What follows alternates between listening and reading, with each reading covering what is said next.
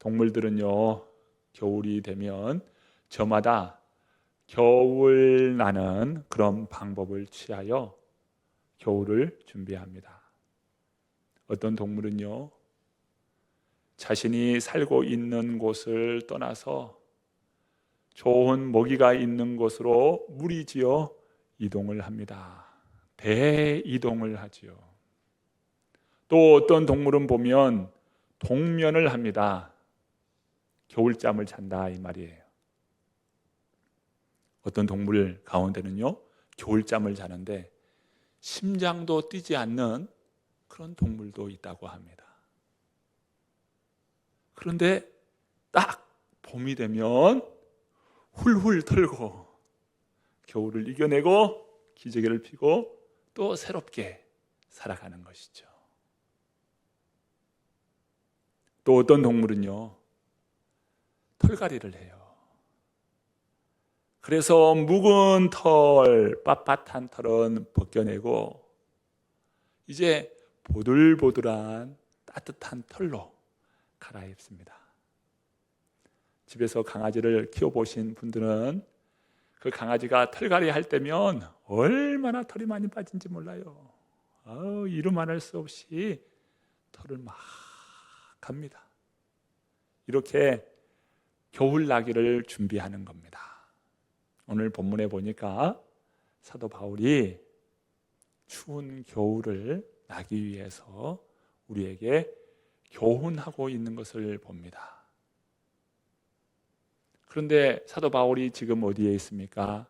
로마 차가운 감옥에 갇혀 있습니다. 그런데 겨울이 가까워지고 있어요. 바울은 그 겨울 기간을 보면서 이제 얼마 있지 않으면 순교하게 될 것을 예감하고 있습니다. 그래서 오늘 우리가 읽은 4장 6절 말씀에 보면 내가 벌써 전제와 같이 부어지고 나의 떠날 시각이 가까웠다고 말씀합니다. 떠날 시간, 이 세상을 하직하고 이제 죽음의 시간이 가까이 왔다는 거예요. 그럴 때에 바울은 사랑하는 믿음의 아들 디모데에게 어서 속히 오라고 이야기합니다. 그 믿음의 아들 디모데를 보고 싶었던 거예요. 본문 9절 말씀에 보면 어서 오라고 이야기합니다. 그리고 21절에 보면 겨울이 되기 전에 어서 오라고 이야기합니다. 왜 겨울이 되기 전에 오라고 할까요?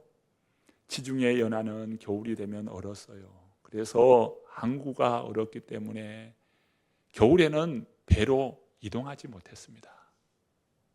그러니까 겨울이 되기 전에 어서 속히 오라고 이야기하고 있어요.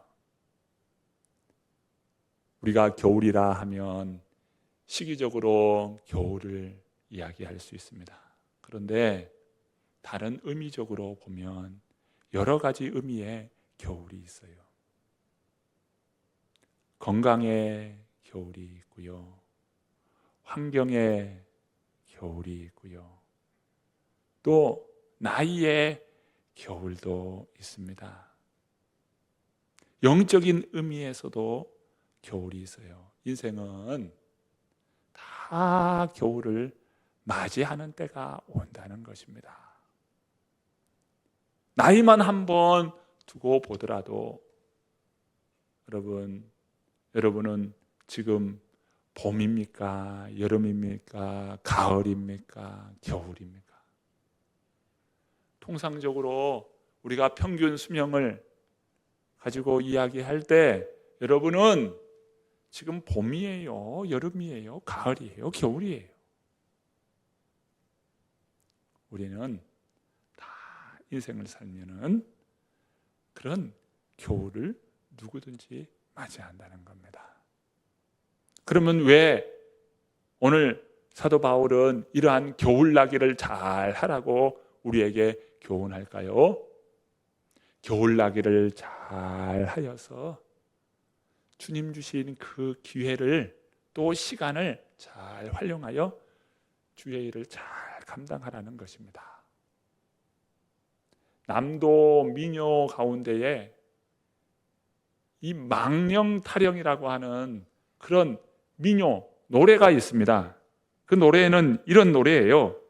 우리 할매 신곡에 하신 얘기 또 하시고, 우리 할매 예순곡에 손자 이런 바꿔 부른다. 우리 할매 이른 곡에 내일이 어제가 되고, 우리 할매 여든 곡에 단지 뚜껑 솥뚜껑 된다. 이런 노래 가사입니다. 누구나 인생의 겨울이 찾아와요. 여러분, 좋은 시간 좋은 기회 다 놓치고 인생 허비하면 마지막 주님 부르실 날 그때 여러분 어떻게 그 심판대 앞에 서시겠습니까? 인생의 겨울이 오기 전에 주님 맡겨진 잘 감당해야 하지 않겠어요? 사람은요, 건강에 겨울이 찾아와요. 영국의 유명한 소설가 세모트 모험은요, 80세가 되어 친구들과 생일 파티를 하는데 자신의 순서가 되었어요. 자신이 이제 인사말을 하게 되는데 인사말의 시작을 이렇게 시작했어요. 사람이 늙으면 좋은 이점들도 여러 가지 있습니다. 그리고서 이렇게 찾는데 뭔가를 찾지를 못하는 거예요. 좋은 이점이 있다고 말해놓고 무엇이 좋은지, 어떤 면에서 좋은지 이야기를 해야 되는데 적어놓은 종이가 없는 거예요.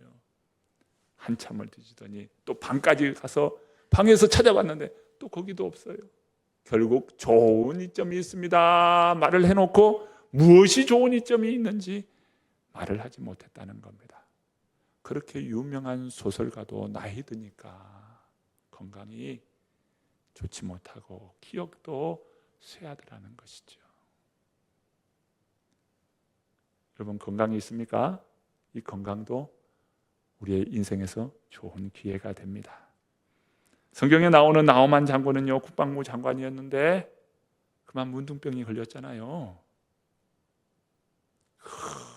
떨치는 그 권세도요, 건강이 이르니까 다 허사가 되고 마는 겁니다. 뿐만 아니에요, 환경에 겨울이 오는 거예요. 나이는 여름이요, 건강도 여름이에요. 그런데 환경이 겨울이면 옴짝달싹 못하는 거예요. 그런데 바울을 보십시오. 바울은 나이도 겨울이요, 건강도 육체의 가시로 인하여 건강도 겨울이에요. 환경도 로마 감옥에 있어요. 겨울이에요. 그런 겨울인 이 바울이요, 이 겨울을 보내기 위해서 준비하는 것이 있는데 그것이 오늘 우리들에게 참 귀한 도전이 된다 이겁니다. 먼저 바울은요, 인간관계를 돌아봅니다.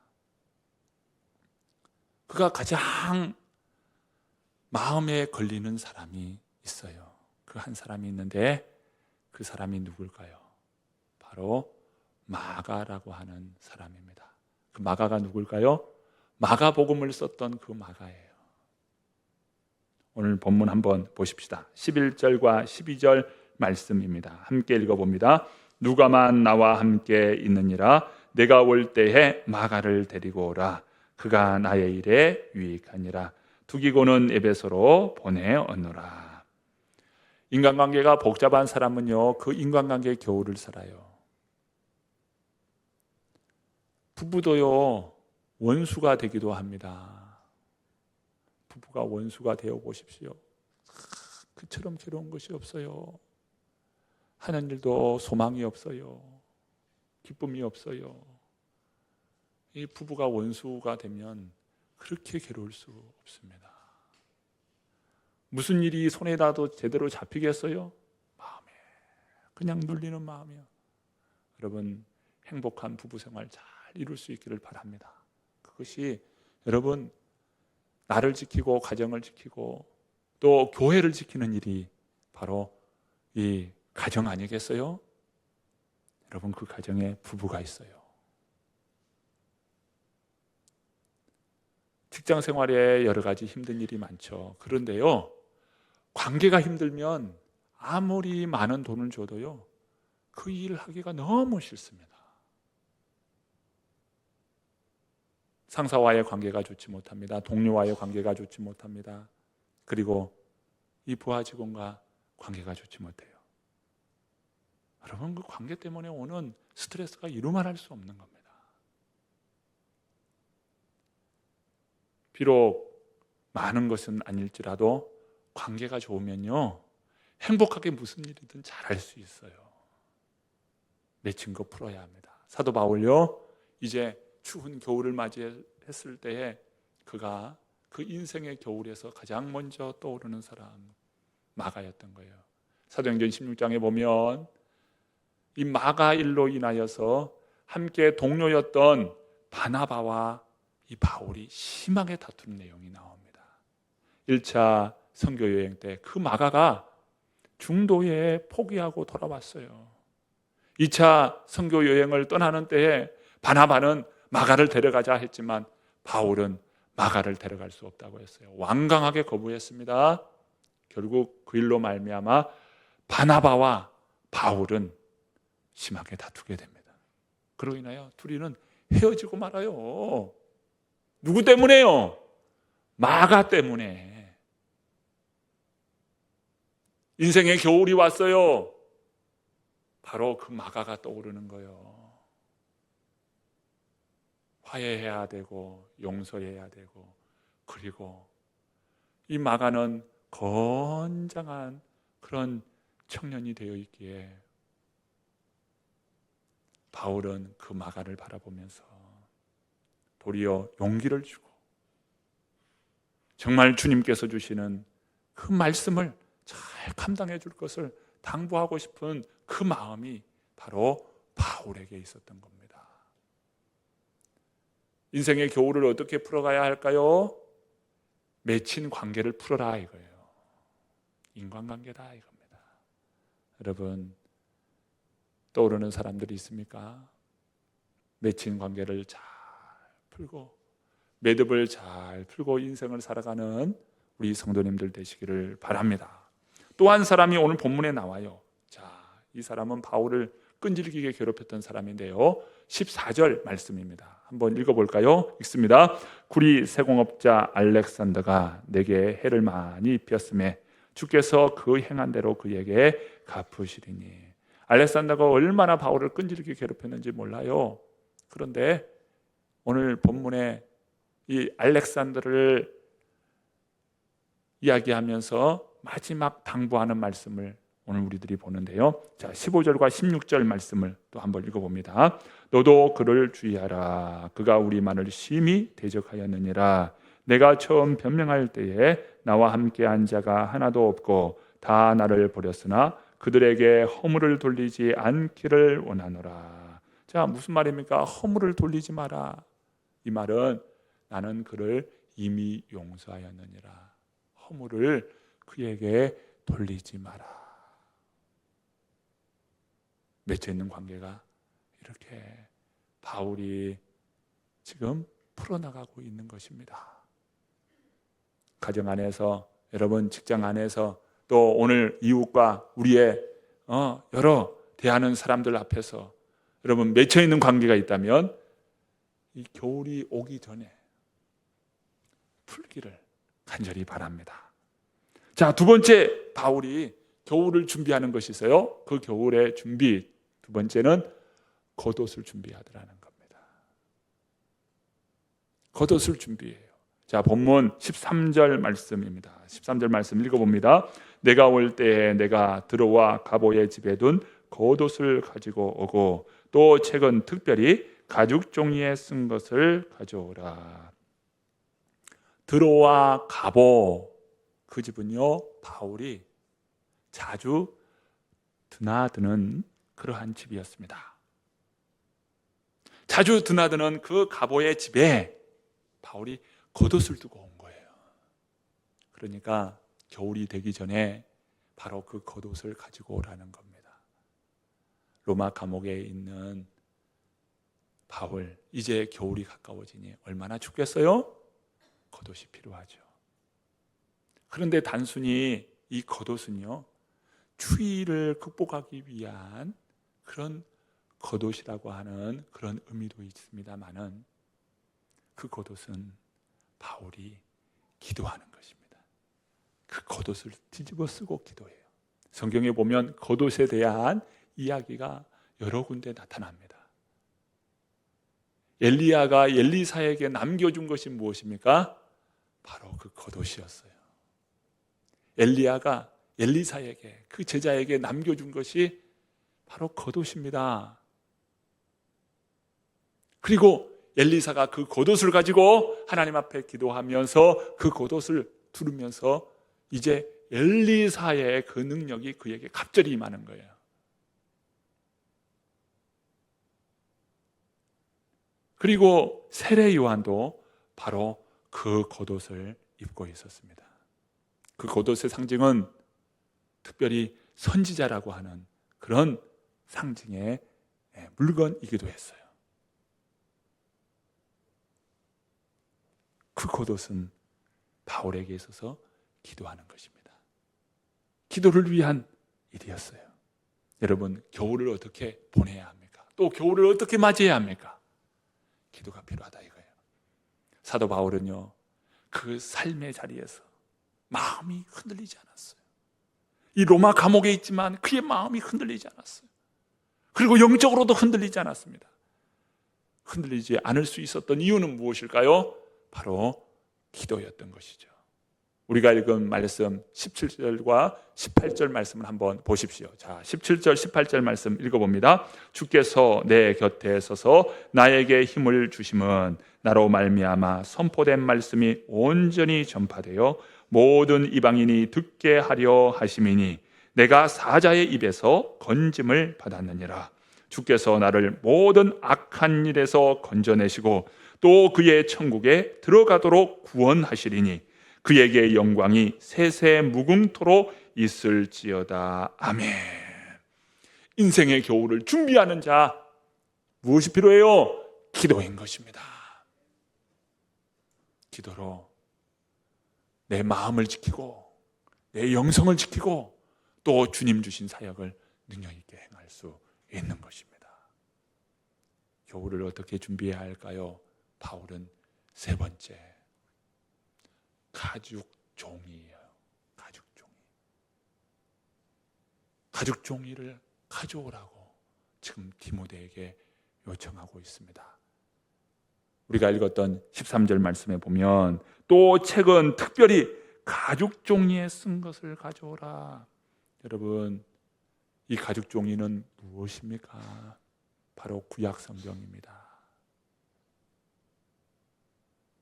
가죽 종이 하나님의 말씀이에요. 우리 믿음의 사람들의 능력의 원천은요, 하나님의 말씀입니다. 하나님의 말씀이 있는 자는 어떤 상황에도 굴하지 않습니다. 순교의 자리에서도 주님의 말씀 붙잡고 승리하는 거예요. 바울이 이 겨울을 이겨내고 겨울을 보낼 수 있었던 것은 하나님의 말씀에 집중하고자 했던 것입니다. 사람은 인생 겨울을 다 맞이합니다. 겨울이 와요. 나이의 겨울도 있고 환경의 겨울도 있고 건강의 겨울도 오고 또 인생에 이러한 겨울들이 온다 이거예요. 사람의 말은 크게 들리는데 하나님의 말씀에는 귀가 닫혀 있고, 사람의 말은 잘 들리는데 하나님의 말씀을 듣지 못한다면 여러분, 오늘 믿음의 사람들이 어떻게 바른 믿음 위에 설 수 있겠어요? 우리 성도님들은 세상의 말보다 하나님의 말씀이 더 잘 들리고 더 크게 들리는 그런 성도님들 되시기를 바랍니다. 지금 여러분은 어느 시간을 보내고 있습니까? 어느 계절을 보내고 있습니까? 우리 예수님께서 요한복음 9장 4절에 이런 말씀을 합니다. 때가 아직 낮음에 나를 보내신 이의 일을 우리가 하여야 하리라. 밤이 오리니 그때는 아무도 일할 수 없느니라.